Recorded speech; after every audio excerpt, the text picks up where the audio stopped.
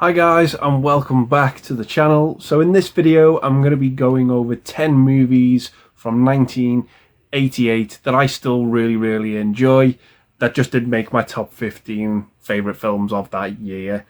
So yeah, that being said, there's a few well-known movies in here, a few movies that aren't so well-known, but I still have fun with these movies nonetheless. There's no real ranking to these movies, they're just films that I enjoy and find really entertaining. So yeah, that being said, gonna kick it off with the first film. So coming up first, we have... Mr. Berger, this is Special Agent Stanton of the FBI. Mr. Berger, I don't believe you're stealing your own diamonds. Least of all, not in your pajamas.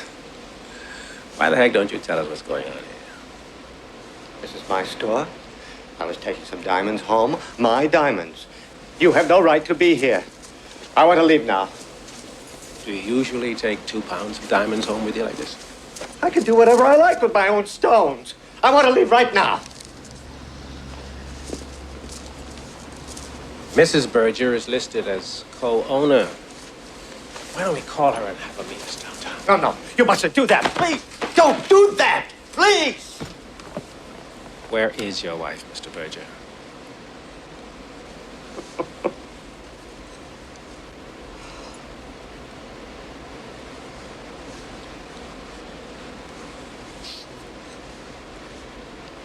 Please, for God's sake, help me. He made us watch him kill our dog. He said he would kill my wife next. Deadly Pursuit, or it's known in some other parts of the world as Shoot to Kill. So this stars Tom Berenger and Sidney Poitier. This is a fantastic crime thriller that really goes under the radar, in my opinion. It follows Sidney Poitier, who plays this FBI agent who's on the hunt of this kidnapper slash murderer. And the movie starts off really well.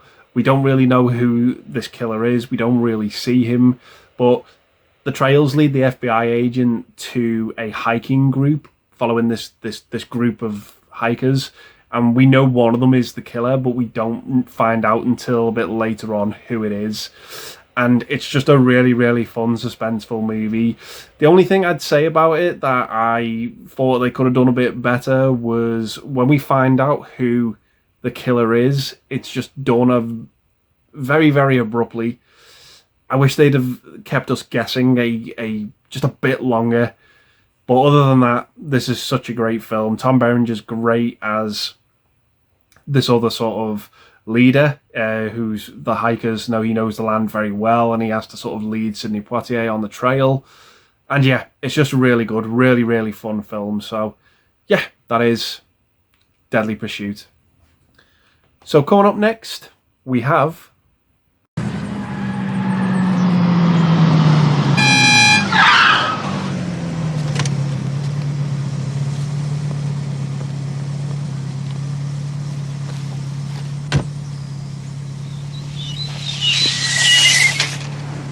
You know, Dean, can't help wondering, is it ever gonna get that good for me? Anderson, the only difference between you and that greaseball is that he has a license and you don't. Whoa! Scumbag!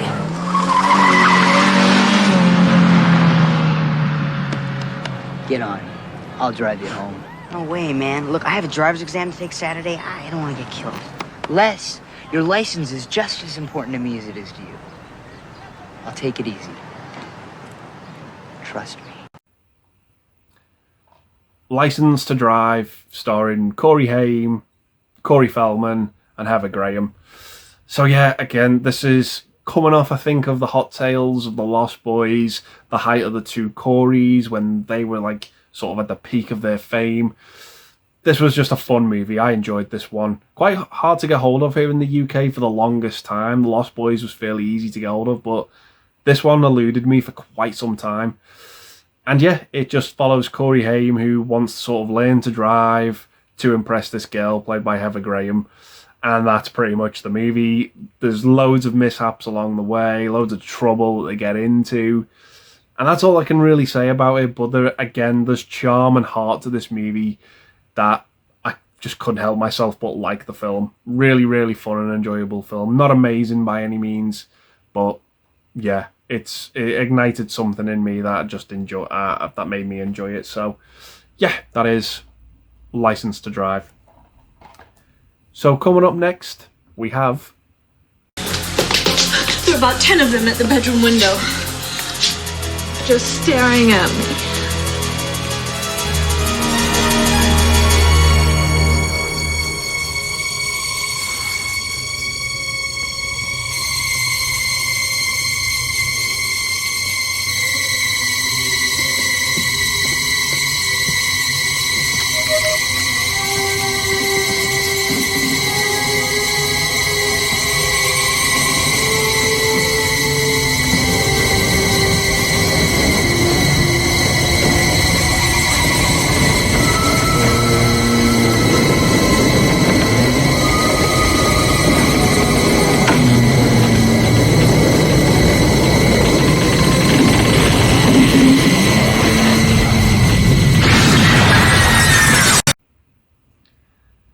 Spellbinder, starring Kelly Preston and Tim Daly. Forgot his name then for a second, but yeah, this is a really, really creepy movie. Really enjoy this one.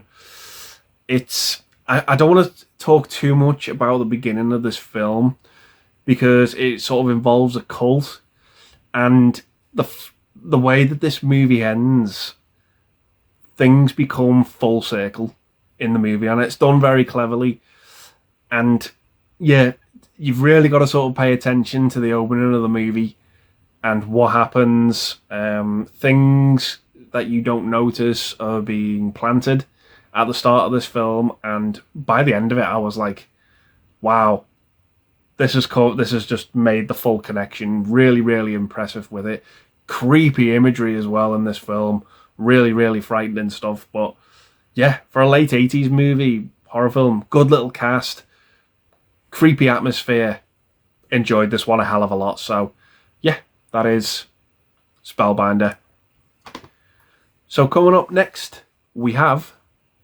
I need you to represent the department at the Detroit Businessman League's Man of the Year fundraiser. I was scheduled to attend, but I had forgotten that this is my wife's Parcheesi night.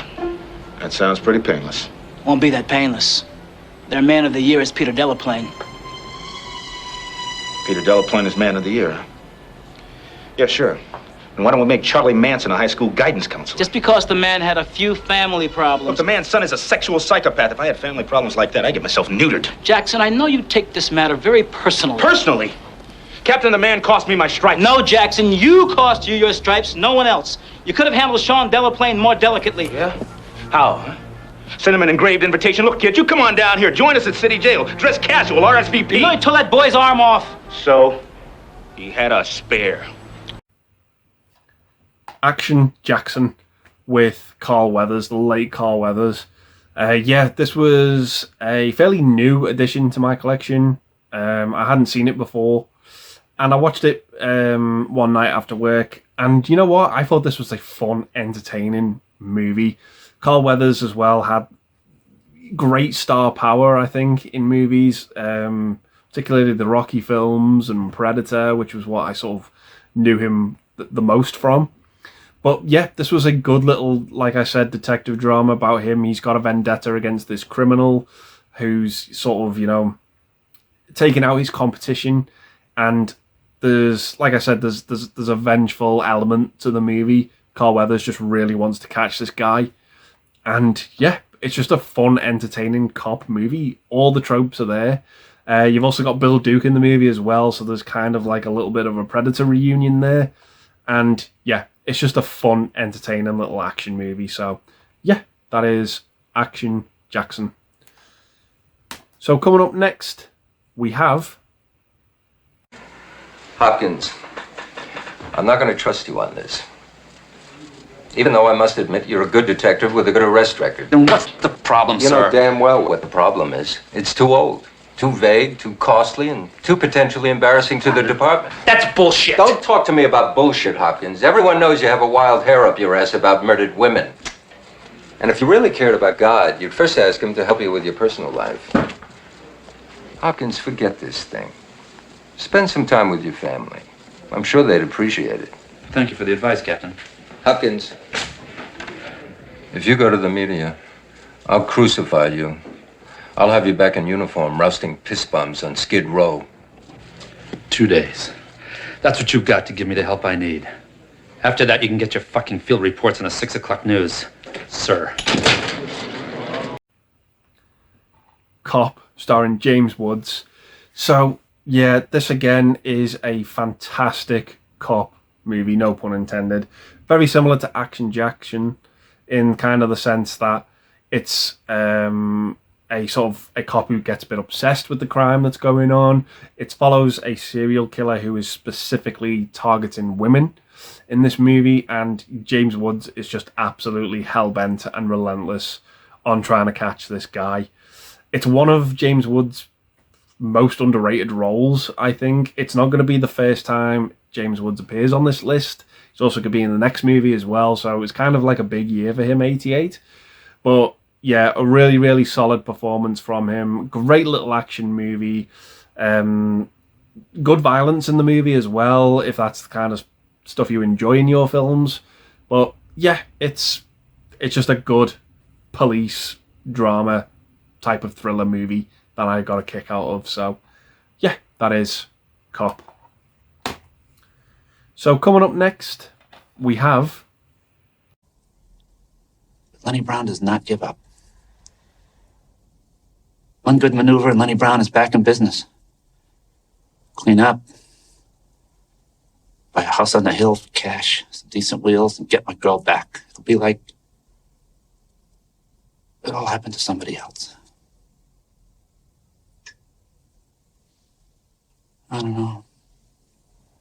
A couple of years ago, I never even thought about tables at Morton's.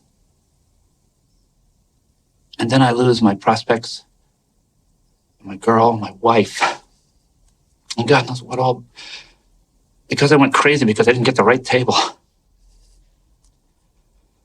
Now what the hell does it mean when you lose everything over nothing? The Boost. So yeah, like I said, another James Woods movie. So this stars obviously James Woods and Sean Young as well. James Woods plays this real estate agent in the movie, and he has this friend who is very much a bad influence on him. He gets him hooked on cocaine. And the reason why he does that is he says, you know, you've got to, when you're dealing with clients, you've got to sort of sell them you, not the property. And he says you use these drugs and they'll make you a bit more comfortable, relax you a bit more. And that's why it's called The Boost, because it helps him sort of be better at his job. And he ends up getting absolutely hooked on these drugs. And I'll just say the final scene in this movie, and the build up to it as well, is just absolutely heartbreaking. It's some of the most uncomfortable, violent scenes you'll see. With sort of without overselling it, it's not like disturbing, but it's just to see this character go on this descent was really upsetting. The final monologue from him in the movie as well is exceptional. It's just a really, really good James Woods driven movie, and yeah, I love those types of movies where we see the character that starts off pretty good, pretty well going, fall to a descent and absolutely lose themselves. So yeah, that is The Boost with James Woods. So coming up next, we have...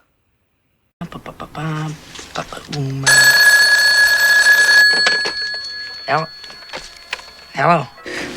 What the fuck are you doing at the office? We have plans tonight. Monstrous events are scheduled. Yeah, what happened to you Saturday night out there? I had to walk home. I couldn't pay for gas. I left. Yeah, no. I believe it or not. Took this bimbo back to her place on Fifth Avenue, did some of her off-the-boat quality drugs. We scooped it out of these tall Ming vases, did it off each other's naked bodies. It's fucking beautiful. Bullshit. No, it's true. God, I hate you. Yeah, well, let me tell you about tonight. Elaine and Teresa, they're dying to meet you. Now, Teresa, her father owns an oil company, and Elaine is soon to be in a major television commercial. And I think I have cornered a big chunk of Bolivia's national product. No, look, I'm gonna be working on this thing most of the night. Then I'm gonna go home, I'm gonna get some sleep. Give me time, I'll pick you up. Call me in a half an hour, all right?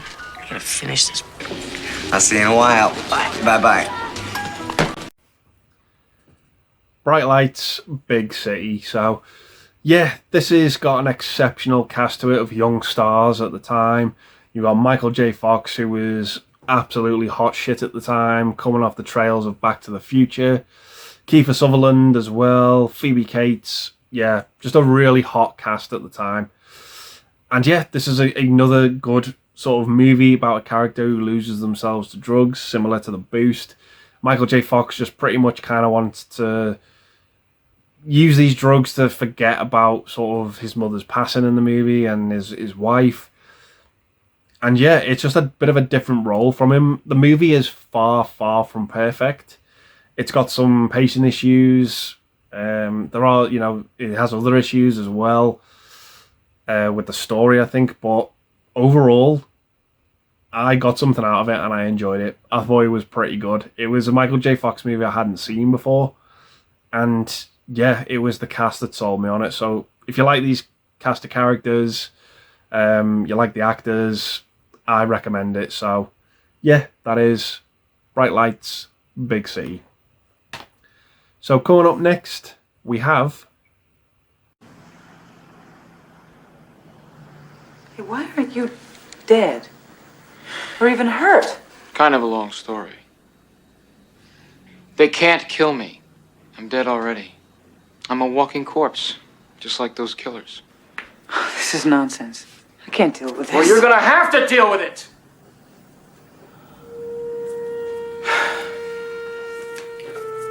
Look, Miss James, we need your help. And I think that you need ours too.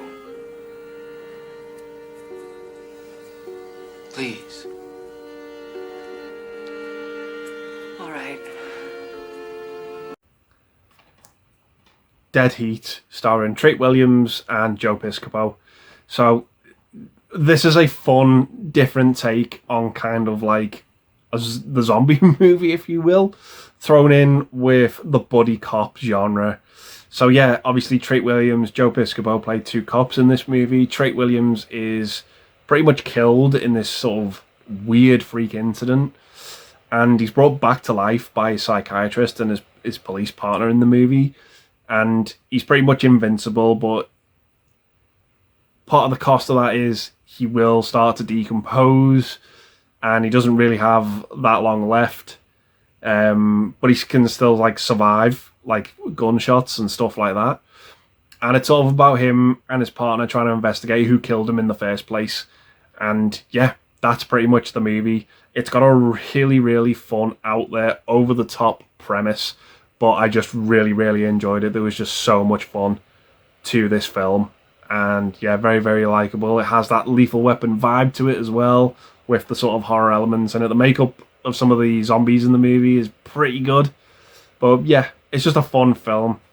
Tongue-in-cheek, not to be taken too seriously. It's just a daft old good time. So yeah, that is Dead Heat. So coming up next, we have... Nothing, Richie. Straight up. How come no designer jeans for you? I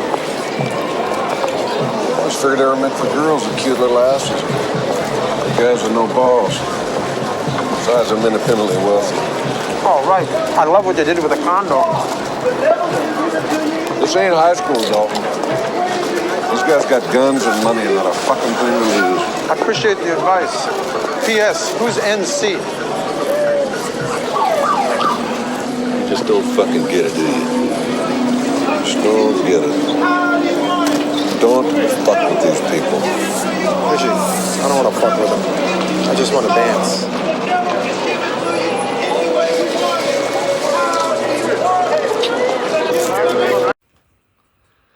Blue Jean Cop, or Shakedown, as it's known in some parts of the world as well. So yeah, one of these movies again with multiple titles. But yeah, what a cast. Two leading actors who are two of my favourites, Peter Weller and Sam Elliott. Absolutely great. You've got Peter Weller, who plays sort of this lawyer, and Sam Elliott, who plays the sort of off-the-hook cop in this movie. And both of them decide to sort of team up to try and take down this other corrupt police officer. And yeah, the star power of this film absolutely sold me on it. Like I said, two actors I absolutely love. They have great chemistry in this movie. There's some great over-the-top action set pieces in this film. Peter Weller steals the show for me as well in some of those courtroom scenes. Some of the shots of New York in this movie as well look absolutely breathtaking. There's a scene where he's on a balcony looking over Central Park. Yeah, absolutely stunning stuff in this film. But yeah, another underrated cop drama with some over-the-top action. Really, really enjoyed this one. So yeah, that is Blue Jean Cop. So for the final film I've chosen for this video, it's one of my favourite sequels. So yeah, coming up next we have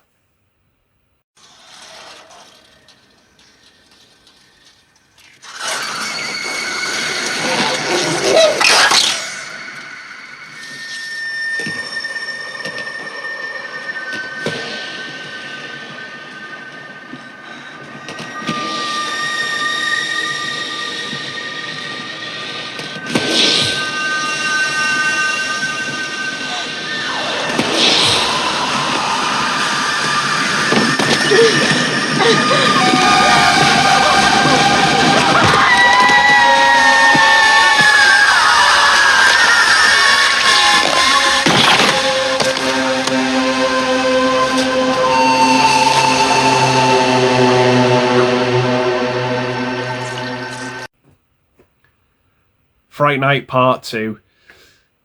I absolutely love the original Fright Night. It's one of my favourite horror films, favourite comfort movies, favourite vampire film of all time. I absolutely love and adore that film. This is a really good, solid follow-up to it. I really enjoy it. It is not as good as the original movie. Some of the cast don't reprise their roles in this film. They don't come back, which is sad. William Ragsdale and Roddy McDowall are the only two actors to come back for this movie. But it still works. And what I like about it as well is it doesn't rehash the first movie. It's not a straight up cut and paste copy job. The villains in this movie have a motivation that you kind of understand. It's a bit of a there's a bit of a revenge tale going on there. The first movie, the characters, what they go through in the first film between Peter Vincent and Charlie Brewster, it's very much swapped over in this film, which I like about it. Instead of just one vampire in the first one, here we have a group of them. And yeah, it has, again, that college setting. Charlie's moved on from high school. He's at college now. And I just really, really enjoy the film. Really have a blast with it. Some of the gore effects in it are great. The villains in it are a lot of fun. And yeah, it's just a solid follow-up. It's not the best vampire movie you'll ever see, but there's still much about the film that works. And I just enjoy it. I have a fun time with it. Solid follow-up to my favourite vampire film of all time. And yeah, just a fun sequel. I'm getting more and more to the stage now where I sort of automatically want to watch this film after watching the first one, because I just enjoy it. It's just a fun vampire movie. Like I said, good little horror film. So yeah, that is Fright Night Part 2. So yeah, guys, those are 10 movies from 1988 that didn't make my top 15, but I still nevertheless have a fun, entertaining time with these movies. And let me know if you've seen any of these movies before. Do you plan on watching any of them? Do you dislike any of them? But yeah, hope you've enjoyed the video, guys. I'm going to leave it there and say thanks very much for watching. Stay safe, and I'll see you in the next one. Bye for now.